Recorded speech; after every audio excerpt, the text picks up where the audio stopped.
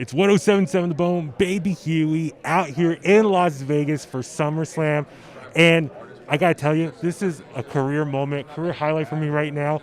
I'm finally get to meet in person Drew McIntyre. What's going on, man? Oh, man, what's not going on? SummerSlam weekend. We're all together again. We're talking about SummerSlam, WWE, a lot of community events going on.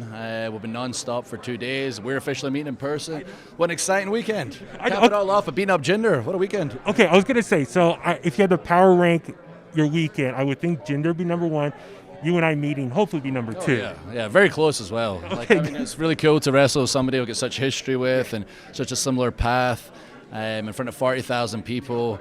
And getting that moment where I rip his head off and have the time with the people. But you're right there, almost neck and neck even. Thank you. I appreciate it. It's an honor because that's the thing. So, for anyone who's been following along, for the last year and a half, you've become like the number one person I've interviewed the most, a professional wrestler. I mean, going back to last year's Royal Rumble, 2020, WrestleMania, Hell in a Cell, TLC, your book. And then it's so trippy. Because I was thinking about it, I was like, if we were to take all the interviews, 'cause I think this is like the 6th or 7th time you and I have talked in the last year and a half, and put it all together like a collage, it really sums up your life in the last year and a half and so much that you've been through. I would love just for you to sum up, like you said, the last year and a half of your career and just, what it means to you.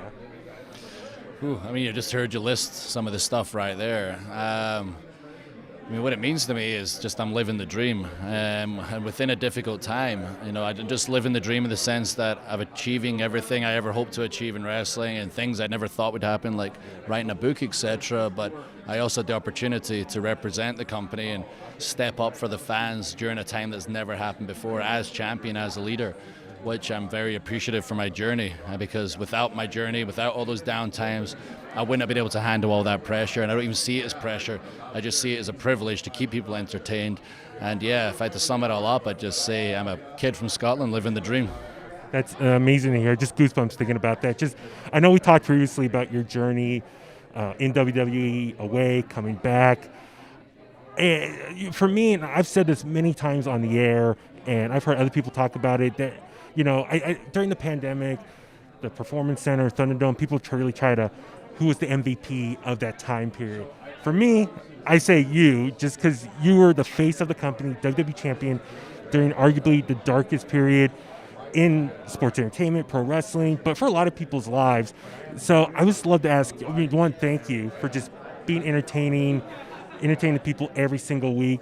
But I would love to ask you, your 2 title reigns, what would you like the people to remember most from that time period as champion?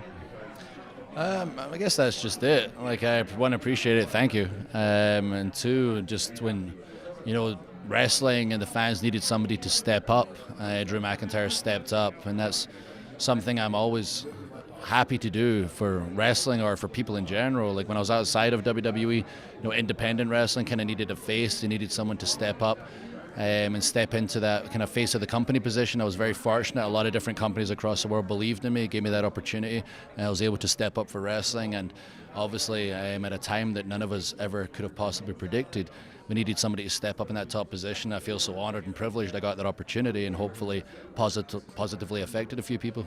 That's great. And listen, let's talk about this weekend. You and Jinder going at it. As you mentioned, Seka, you guys have so much history. The fans know it.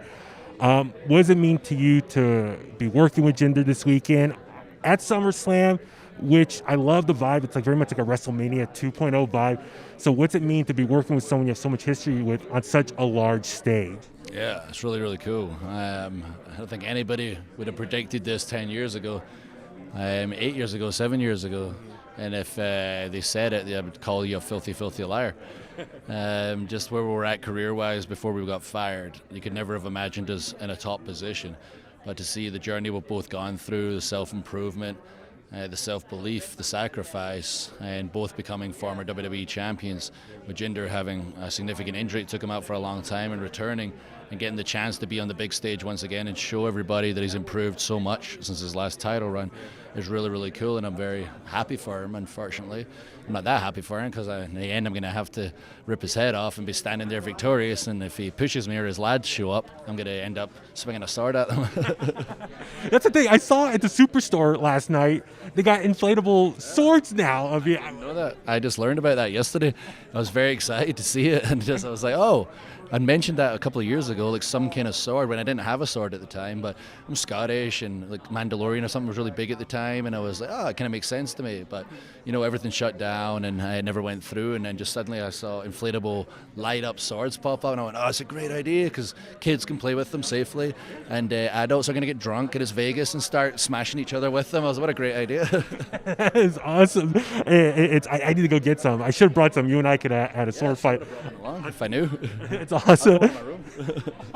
So listen, I know right now you currently can't go after the WWE title since Bobby Lashley has it. After your program with Jinder, what's next for you? And I'm asking this as far as, is there anything else on Raw you want to accomplish, or hasn't been announced yet, but hypothetically there is the draft that we assume is coming up later on this year. Would you want to go over to SmackDown? Like, what are some of your long-term goals? Do you want to stay on Raw? Is there something there you want to accomplish, or would you want to switch brands? I want to get my hands back on the title. As simple as that. And right now, I technically can't. So I'm just going to have to keep running through every opposition that crosses my path. I'll happily do it. As Stone Cold said, I will not trust anyone, since all my friends apparently keep turning on me. And if the draft happens and I move to SmackDown, or if Roman's still champion and he moves to Raw, I'll be gunning straight for that title, because one way or another, Drew McIntyre is going to be champion in front of fans. I would love that. And that's the thing is, for you, you were champion during, like I said, Thunderdome era. How important would it be for you to kind of get like a make good to win the championship in front of the fans? How, hypothetically, I'm going to predict when it happens, how special would that be for you? Very special. The second time I won the title was just as special as the first time to me.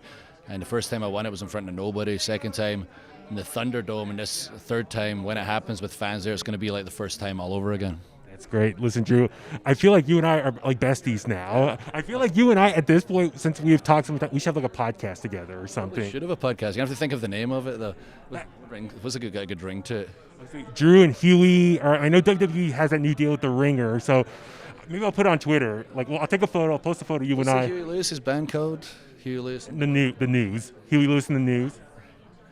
Baby Huey and the Drews. I don't know. We'll work on it. We'll put it on Twitter. Maybe we'll put it on Twitter. Yeah, we'll put work in progress. But Drew, listen, I appreciate everything you've done. Like I said, being champion, face of the company during such a tough period, entertaining the fans, entertaining me, and just being an awesome regular guest. And yeah, looking forward to the next time. Hopefully WWE comes back to the Bay Area very soon and we can continue this in-person conversation. Yes, we can, absolutely, buddy. And thank you for having me again, this time in person. We're going to do this again soon. Online, in person, whatever. Make it number 53. Zoom, whatever. Awesome. Thank you, Drew. Thank you, buddy. Awesome, buddy.